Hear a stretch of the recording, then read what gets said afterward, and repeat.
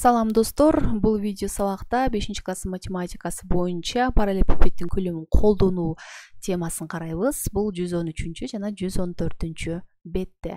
Сабактын планы бул китепте биринчи маселенин чыгарылышы берилген. Ошол маселенин чыгарылышына түшүндүрмө беребиз. Андан кийин 285 жана 86 номердеги маселелердин чыгарылыштарын карайбыз. Демек бизге төмөнгү биринчи план төмөнгүдөй маселе берилген. Өлчөмдөрү 6 дециметр, 4 дециметр жана 4 дециметр болгон тек бурчтуу жыгач параллелепипед кырлары 2 дециметр болгон кубиктерге бөлүнгөн. Бардык кубиктерди бийиктиги 3 метр болгон бөлмөнүн ичине бийиктиги 1 метр болгон текчеге биринин үстүнө бирин коюп жайгаштырса болобу деген суроо. Демек бизге эмнелер белгилүү. Демек биз берилди бөлүгүнө жазып алабыз. Биринчиден эле бизде параллелепипеддин узундугу, туурасы жана ошондой эле бийиктиги белгилүү.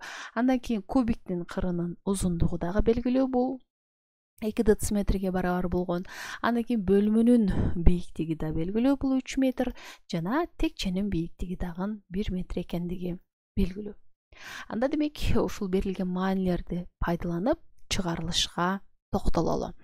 Чыгарылышы биринчи эле биз бул берилген параллелепипеддин көлөмүн таба алышыбыз зарыл. Демек мен бул жерде v кашанын ичине p деп жазып койдум. Демек бул параллелепипеддин көлөмү дегенди түшүндүрөт. Анда демек бизге 3 маани тең белгилүү. Демек 3 маанини бул жерге беребиз. Узундугун, туурасын жана бийиктигин. Анын жыйынтыгында биз 96 дециметр куб экендигин алабыз.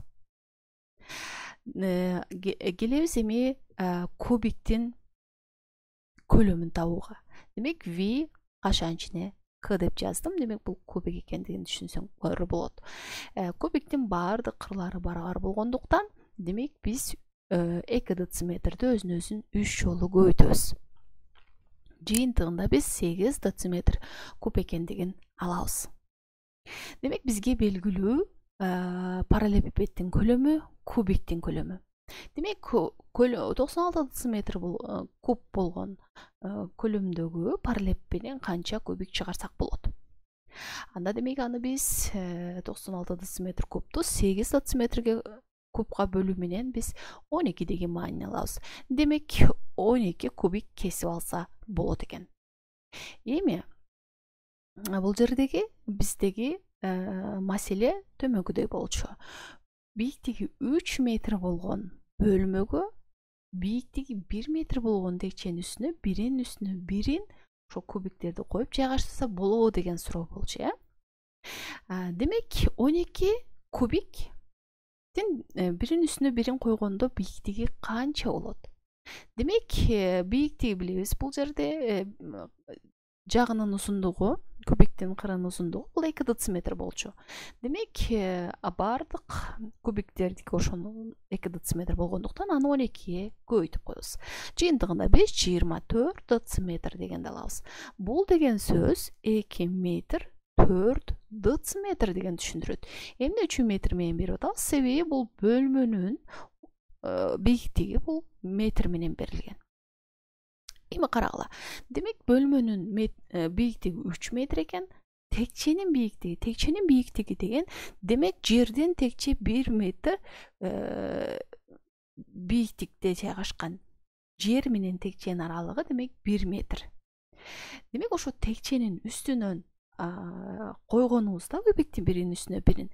Демек өйдөдө 1 метр ылдыйда демек текченин асты болсо, текченин үстү демек 2 метр дегенди түшүндүрөт, Демек анда биз койгонубузда 2 метр болсо, бизде 12 кубигибиз 2 метр 4 дециметр дегенди түшүндүрүп атат. Демек жообу бул биринин үстүнө бирине кубиктерди коюп жайгаштырса болбойт. Биз жайгаштыра алышыбыз үчүн дагы 4 дециметр аралык керек болуп жатат. Түшүнүктүү болду, Демек эми 285 номердеги маселени карайлы. Мында төмөнгүдөй маселе берилген. Өлчөмдөрү 20 сантиметр, 50 сантиметр жана 40 сантиметр болгон тик бурчтуу жыгач параллелепипедден кырлары 1 дециметр болгон канча кубик кесип алууга болот? Демек бизге эмнелер белгилүү? Биринчи эле бул параллелепипед берилди. Узундугу, туурасы жана бийиктиги белгилүү. Жана ошондой эле кубиктин дагы кырын узундугу бизге белгилүү. Бул 1 дециметр менен берилди. Бизде өйдөдө бардыгы сантиметр менен берилгендиктен бул маанини да биз сантиметрге айландырып алабыз. Демек 10 сантиметр болот. Демек канча кубик кесип алсак болот? Демек ошо кыры 10 сантиметр болгон узундугу, кырынын узундугу 10 сантиметр болгон канча кубик кесип алсак болот? Демек чыгарылышка токтолобуз анда. Чыгаруу демек биринчи эле биз параллелепипедтин көлөмүн таап алабыз. Мында 3 маани тең белгилүү болгондуктан төмөнгөдөй эле көбөйтүп жыйынтыгында 40 000 сантиметр кубду алабыз. Ал эми экинчи бул кубиктин көлөмүн таап алабыз. Кубиктин көлөмү бул кубиктин жагынын узундугу, кырынын узундугу бул 10 сантиметр болгондуктан 3 жолу өзүн көбөйтүү аркылуу, себеби барабар болгондуктан кырларынын узундугу жыйынтыгында 1000 сантиметр кубду алабыз. Демек көлөмү 40 000 сантиметр куб болгон параллелепипедден көлөмү 1000 сантиметр куб болгон канча кубик кесип алууга болот? Анда демек 40 000 сантиметр кубту 1000 сантиметр кубка бөлүп коебуз болгону. Жыйынтыгында 40 деген маани чыгат. Анда демек жообубуз бизде 40 кубик кесип алсак болот экен. Түшүнүктүү болду, Анда демек кийинки маселеге өтөлү. Кийинки маселебиз 286. Мында төмөнгөдөй маселе берилди. Өлчөмдөрү 6 сантиметр, 9 сантиметр, 12 сантиметр болгон тик бурчтуу жыгач параллелепипедден кырлары 3 сантиметр болгон канча кубик кесип алууга болот? Жогорудагыдай эле маселе бул дагы болгону, маанилер башка. Демек чыгарууда биринчи эле биз берилди бул жерде бизге эмнелер белгилүү? Демек узундугу, туурасы, бийиктиги параллелепипеддин, ошондой эле кубиктин дагы кырынын узундугу белгилүү, бардыгы сантиметр бирдиги менен берилди. Демек анда чыгарылышка келсек. Чыгарууда демек биринчи эле биз жогорудагыдай эле параллелепипеддин көлөмүн таап алабыз алгач, бул 648 сантиметр кубту берип атат. Андан кийин кубиктин көлөмүн таап алабыз. Кубигибиздин көлөмү демек кырынын узундугу бул 3 сантиметр болгондуктан 3 жолу өзүн көбөйтүп коюп, анын жыйынтыгында 27 сантиметр кубду алабыз.